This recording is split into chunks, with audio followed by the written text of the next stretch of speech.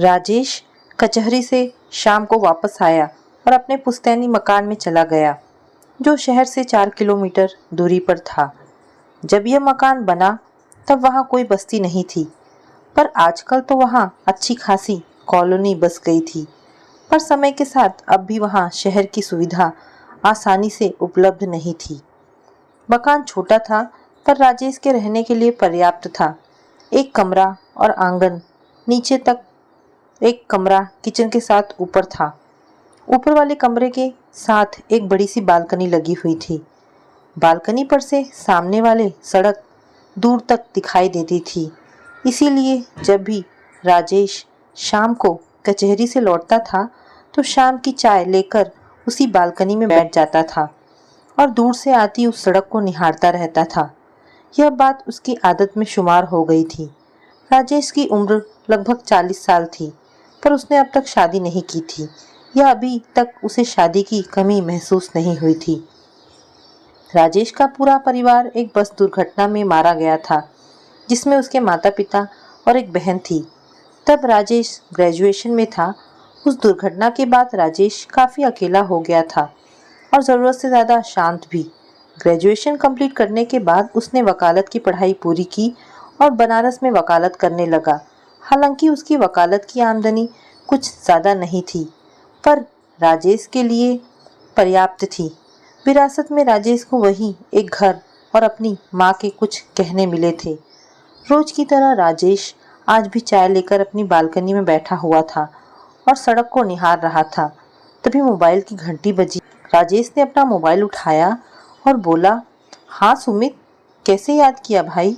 सुमित ने कहा, यार दोस्त, आज मेरे बेटे का जन्मदिन है।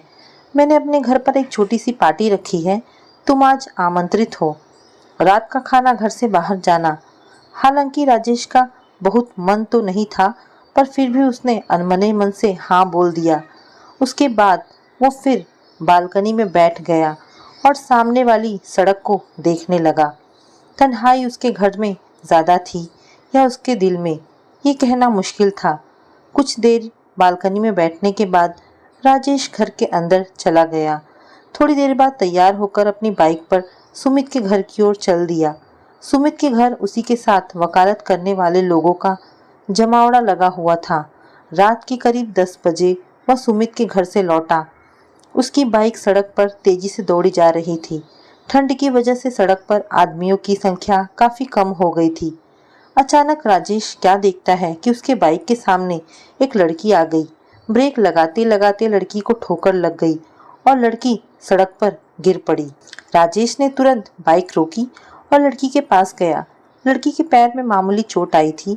उसने लड़की को पकड़कर उठाया और बोला, मैडम, आपका ध्यान कहाँ था? मैं लगातार हॉर्न दिया जा रहा हूँ और आप उसे सुन ही नहीं रही हैं। लड़की ने कहा, मुझे माफ़ कर दीजिए, मेरा ध्यान कहीं और था। राजेश ने कहा, चलिए आपको डॉक्टर के पास ले चलते हैं। उस लड़की ने कहा, नहीं, शायद इसकी ज़रूरत नहीं। राजेश ने कहा, ज़रूरत है, यह ठंड की चोट है, अभी मालूम नहीं पड़ रही, रात में आपको दिक्कत हो सकती है, बिना वजह आपके घर वाले परेशान होंगे। उस लड़की ने तपाक से उत्तर दिया, मेरे घर वाले नहीं हैं। राजेश ने कहा, तब तो आपको ज़रूर मेरे साथ चलना चाहिए डॉक्टर के पास। इसके बाद राजेश के आग्रह पर लड़की राजेश के साथ डॉक्टर के पास चलने के लिए राजी हो गई। डॉक्टर ने उसकी मामूली मरहम पट्टी करके उसे छोड़ दिया। डॉक्टर के क्लिनिक से निकलकर राजेश ने लड़की से पूछा, आपको कहाँ छोड़ दूँ? लड़की ने कहा, मैं हॉस्टल में रहती हूँ, पर वह यहाँ से बहुत दूर है। मैं पास के ही पब्लिक स्कूल में पढ़ाती हूँ। आज बच्चों का वार्षिक उत्सव था, इसीलिए मुझे लौटने में काफ़ी देर हो गई। अब पता नहीं हॉस्टल तक मुझे कोई सवारी मिलेगी कि नहीं। राजेश ने कहा, एक बात कहूँ, आप बुरा तो नहीं मानेंगी? लड़की ने कहा, नहीं, बोलिए। राजेश ने कहा, मेरा घर पास में ही है और मेरे घर में मेरे अलावा कोई नहीं रहता है। आप चाहे तो आज की रात आप मेरे घर पर गुजार सकती हैं। वैसे भी डॉक्टर ने आपको आज की रात एहतियात बरतने को कहा है। लड़की सोचने लगी। राजेश ने कहा, देखिए, रात काफ़ी हो चुकी है, ठंड बढ़ती जा रही है और रास्ता सुनसान होता जा रहा है और आप कह चुकी हैं कि आपका हॉस्टल यहाँ से काफ़ी दूर है। अब आप चुपचाप बेहिचक मेरे घर चलिए। मैं पेशे से एक वकील हूँ, आप मेरा विश्वास करिए, आपको तनिक भी डरने की ज़रूरत नहीं है। लड़की ने एक बार सड़क पर निगाह दौड़ाई जो लगभग सुनसान हो चुकी थी और इसके बाद हामी भर दिया। राजेश ने लड़की से कहा कि आप बाइक के पीछे बैठ जाइए। इसके बाद राजेश ने बाइक स्टार्ट की और अपने घर की ओर दौड़ा दिया। रास्ते में राजेश ने लड़की से पूछा, अगर आपको कोई कष्ट ना हो तो क्या आप अपना नाम बताना पसंद करेंगी? लड़की ने कहा, रश्मि, और मेरा नाम राजेश है। इसके बाद पूरे रास्ते दोनों के बीच कोई बातचीत नहीं हुई। घर पहुंचकर राजेश ने रश्मि से कहा, आप नीचे के कमरे में आराम से लेट जाओ, मेरे सोने का कमरा ऊपर है। अगर आपको रात में किसी भी चीज़ की ज़रूरत हो तो बेहिचक मुझे पुकार लीजिएगा। इसके बाद शुभ रात्रि कहकर राजेश ऊपर चला गया। राजेश कमरे में आकर अपना नाइट सूट पहना और कुर्सी लेकर बालकनी में बैठ गया और उसी सुनसान रास्ते को निहारने लगा। थोड़ी देर बाद रश्मि ने पीछे से आवाज़ दी, सुनिए। राजेश झटके से पीछे मुड़ा और बोला, क्या बात है, कुछ चाहिए? रश्मि ने कहा, मुझे अकेले कमरे में डर लग रहा है। अगर आपको कोई ऐतराज ना हो तो मैं आपके कमरे में ज़मीन पर सो जाऊंगी। बात दरअसल यह है कि हॉस्टल में भी मैं कभी अकेले नहीं सोती हूँ। राजेश ने असहाय दृष्टि से एक बार रश्मि को देखा और बोला, ठीक है, आपको ज़मीन पर सोने की ज़रूरत नहीं है, मैं फोल्डिंग चारपाई डाल देता हूँ। रश्मि चारपाई पर सो गई। एक बार फिर राजेश चाय लेकर बालकनी में बैठ गया और सुनसान रास्ते को देखने लगा। काफ़ी देर बाद राजेश बालकनी से उठकर कमरे में आया, इस उम्मीद से कि अब तक रश्मि सो चुकी होगी, पर क्या देखता है कि रश्मि जाग रही है और अपलक छत को देख रही है। राजेश ने कहा, क्या तुम्हें नींद नहीं आ रही? कहीं मुझसे डर तो नहीं लग रहा? रश्मि ने कहा, नहीं, आपने मेरी इतनी सहायता की है तो आपसे डर कैसा, और इतने दिनों में मैं आदमी पहचानना सीख गई हूँ। रश्मि ने राजेश से पूछा, क्या बात है, आप घर में अकेले क्यों रहते हैं? कहाँ है आपका परिवार? राजेश ने कहा, हाँ, मैं घर में अकेले ही रहता हूँ। एक एक्सीडेंट में मेरे सारे परिवार की मृत्यु हो गई थी, तब से मुझे अकेले रहने की आदत हो गई है। रश्मि ने पूछा, लेकिन आपने अभी तक शादी क्यों नहीं की? राजेश ने कहा, मेरा सब कुछ एकाएक समाप्त हो गया था, शायद इसीलिए अब मुझ में कुछ भी खोने की हिम्मत नहीं है। राजेश ने कहा, और तुम अपने बारे में कुछ बताओ। रश्मि ने कहा, आपको अपनों का साथ कुछ समय तक मिला भी है, मुझे तो अभी तक कोई अपना मिला ही नहीं। मैं बचपन से अनाथ हूँ। कक्षा 1 से लेकर ग्रेजुएशन तक मैं अनाथालय में रही हूँ। कुछ दिन पहले जब मुझे पब्लिक स्कूल में टीचर की नौकरी मिली तो मैंने अनाथालय छोड़कर गर्ल्स हॉस्टल में रहने आ गई और अभी मेरा स्थायी पता गर्ल्स हॉस्टल ही है। मैंने तो कभी महसूस ही नहीं किया अपनों का प्यार। आपके पास सब कुछ था जो आपसे छिन गया, और मेरे पास कभी खोने के लिए कुछ था ही नहीं। बस आप में और मुझ में इतना ही अंतर है। आपने आज इतनी हमदर्दी दिखाई तो मैंने अपना दुख आपसे कह दिया, अन्यथा मैंने कभी किसी से अपने मन की बात नहीं की। राजेश ने कहा, चलो अच्छा ही है, अनजाने में ही सही तुम्हारा मन थोड़ा हल्का हुआ। चलो अब सो जाते हैं, रात काफ़ी हो गई है। इसके बाद राजेश ने कमरे की लाइट बंद कर दी और पलंग पर आकर लेट गया, पर आज उसे नींद नहीं आ रही थी। रश्मि की बातों ने शायद उसके प्रति हमदर्दी पैदा कर दी थी।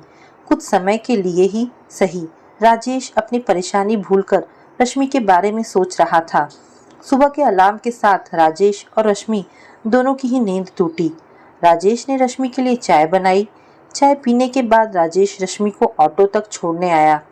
ऑटो में चढ़ने से पहले राजेश ने रश्मि से कहा, रश्मि, अगर तुम्हें कोई ऐतराज ना हो तो क्या तुम अपना मोबाइल नंबर दे सकती हो? रश्मि मुस्कुराई और बोली, क्यों नहीं। इसके बाद ऑटो चल पड़ा। राजेश और रश्मि एक दूसरे को अपलक देखते रहे। राजेश घर लौटा और कचहरी जाने के लिए तैयार होने लगा। कचहरी से लौटने के बाद वह चाय लेकर बालकनी में बैठ गया, पर आज उसका ध्यान सड़क पर ना होकर रश्मि की तरफ था। आज पूरे दिन कचहरी में भी उसका ध्यान रश्मि की ही तरफ था। पता नहीं क्यों उसे रश्मि के प्रति एक आकर्षण सा महसूस हो रहा था। एक नज़र उसने अपने मोबाइल में रश्मि के नंबर पर नज़र डाली और रश्मि का डायल नंबर कर दिया, पर उसने तुरंत ही काट दिया। इसके बाद वह शाम को बाहर घूमने के लिए निकल पड़ा। बाहर खाना खाने के बाद राजेश घर लौटा, पर न जाने क्यों रश्मि का ख्याल उसके जहन से उतर ही नहीं रहा था और उसने रश्मि का नंबर डायल कर दिया। रश्मि ने फ़ोन उठाया। राजेश बोला, रश्मि अब तुम्हारा पैर कैसा है? रश्मि ने कहा, बेहतर है। रश्मि ने कहा, आप कैसे हैं? आज आपका दिन कैसा बीता? राजेश ने कहा, ठीक हूँ। आपने खाना खा लिया? राजेश ने कहा, हाँ, खाना बाहर से खा करके आया था। और तुमने खाना खा लिया? रश्मि ने कहा, मैं खाना थोड़ा लेट खाती हूँ। इसके बाद फ़ोन पर एक शांति छा गई। कुछ देर बाद रश्मि ने कहा, अच्छा फ़ोन रखती हूँ, गुड नाइट। बातचीत के बाद राजेश की बेचैनी और बढ़ गई। वह कभी बालकनी में टहलता, कभी कमरे में टहलता, पर उसे बेचैनी सी महसूस हो रही थी। नींद उसकी आंखों से कोसों दूर थी। आंख बंद करते ही उसे रश्मि का चेहरा ध्यान में आ जाता था। इसी कश्मकश में उसे कब नींद आ गई इसका पता ही नहीं चला। अचानक राजेश की नींद मोबाइल की रिंग से टूटी। देखा तो 2 बज रहे थे। मोबाइल पर नज़र डाली तो देखा कि रश्मि का नंबर फ्लैश हो रहा था। राजेश ने आंख मलते हुए रश्मि का फ़ोन उठाया और बोला, रश्मि तुम इस वक्त फ़ोन कर रही हो, तबीयत ठीक तो है? रश्मि बोली, राजेश तबीयत तो बिल्कुल ठीक है, मुझे नींद नहीं आ रही है। राजेश ने पूछा, क्यों? रश्मि ने कहा, पता नहीं। राजेश ने मजाक में कहा, कहीं मेरी याद तो नहीं आ रही? रश्मि ने कहा, यही बात है। राजेश ने कहा, और मेरी याद क्यों आ रही है? रश्मि ने फिर जवाब दिया, पता नहीं। राजेश ने कहा, कहीं ऐसा तो नहीं कि कल की घटना के बाद से तुम मुझे पसंद करने लगी हो? हाँ, तुम्हें पसंद करने लगी हूँ, पर अब यह मत पूछना क्यों। सारी बात पूछी नहीं जाती, कुछ बातें समझी भी जाती हैं। राजेश ने कहा, रश्मि ऐसा करते हैं कि कल तुम स्कूल बंद होने के बाद मेरे घर चली आना, बाकी बातें हम कल ही करेंगे, और हाँ, तुम्हें कोई ऐतराज़ ना हो तो। रश्मि ने कहा, मेरा बस चलता तो मैं अभी चली आती। राजेश ने हंसते हुए कहा, अभी आने की ज़रूरत नहीं, तुम चुपचाप सो जाओ, शुभ रात्रि। दूसरे दिन शाम को रश्मि राजेश के घर आई। रश्मि और राजेश बालकनी में बैठे एक दूसरे को देखते रहे। राजेश बोला, अब बताओ मुझे क्यों पसंद करने लगी हो? रश्मि ने पूछा, राजेश क्या आप भी हमें पसंद करने लगे हैं? राजेश ने कहा, तुम्हें पता है तुम्हारे इंतज़ार में मैं 1 घंटे से सड़क निहार रहा हूँ। रश्मि ने राजेश का हाथ पकड़ा और वह बोली, राजेश पिछली रात जो तुमने मेरे साथ हमदर्दी दिखाई वह मुझे आज तक किसी से नहीं मिली। तुम में कुछ तो बात है जो मैं तुम में अपने दिल की बात कह रही हूँ। राजेश मेरी ज़िंदगी में ठहराव ला दो, मैं लक्ष्यहीन होकर आगे नहीं बढ़ना चाहती, मैं तुम्हारी हमसफ़र बनना चाहती हूँ। राजेश ने कहा, रश्मि तुम नहीं जानती हो तुम मुझे कितनी बड़ी खुशी देने जा रही हो। मैं तुमको अपना जीवन साथी बनाने के लिए तैयार हूँ। हम कल ही कोर्ट में शादी कर लेंगे। राजेश ने रश्मि का हाथ अपने हाथ में ले लिया और रश्मि की आंखों में आंसू बहने लगे। राजेश ने कहा, लेकिन मेरे में एक कमी है। रश्मि ने कहा, मैं कुछ नहीं सुनना चाहती। अरे सुनो तो सही, मेरे और तुम्हारी उम्र में काफ़ी फासला है। कहाँ मैं 40 साल का और कहाँ तुम 25 साल की। रश्मि ने कहा, प्यार का उम्र के फासले से क्या मतलब? इतनी हमदर्दी तो आज तक मेरे उम्र वालों ने भी कभी नहीं दिखाई। रश्मि ने राजेश से कहा, मैं ग्रेजुएशन के बाद भी पढ़ना चाहती हूँ। राजेश ने कहा, जैसी तुम्हारी मर्जी। दूसरे दिन राजेश और रश्मि ने शादी कर ली और उनका वैवाहिक जीवन चल पड़ा। धीरे धीरे 3 साल बीत गए। इधर रश्मि ने अपनी पढ़ाई कंप्लीट कर ली और एक लड़के की माँ बन गई। बच्चे का नाम उन्होंने प्यार से रखा अंश। अंश के आने से घर में बाहर आ गई। राजेश का पारिवारिक जीवन समय के साथ और अच्छा होता चला गया। दोस्तों, ये कहानी यहाँ पर समाप्त होती है। आशा करती हूँ आपको ये कहानी पसंद आई होगी। अगर आपको कहानी पसंद आई है तो प्लीज़ इसे लाइक एंड शेयर करें। धन्यवाद दोस्तों।